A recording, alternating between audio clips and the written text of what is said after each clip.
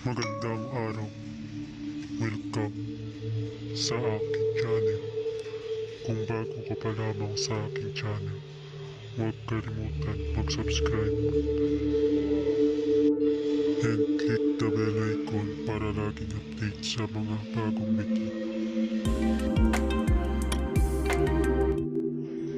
Ang aking ituturo sa inyo ay kung paano ang tamang pagbasa ng orasyon o pagbigkas nito.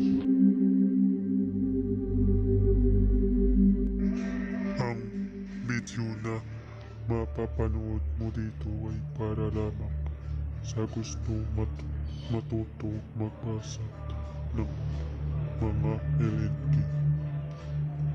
Lihim na karunungan. Ngayon simulan na natin ang tamang pagbasa ng orasyon. Akto,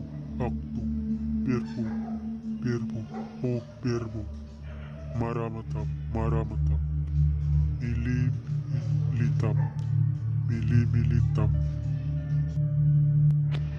milap,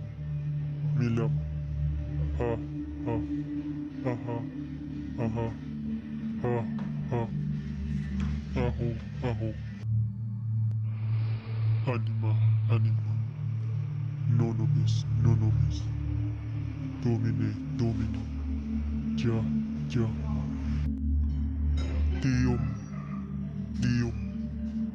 aui, iwa, Jesus, Yahweh. Kung napanood mo ang video na ito, huwag kalimutan mag-subscribe and click the bell icon para laging update sa mga bagong video ko.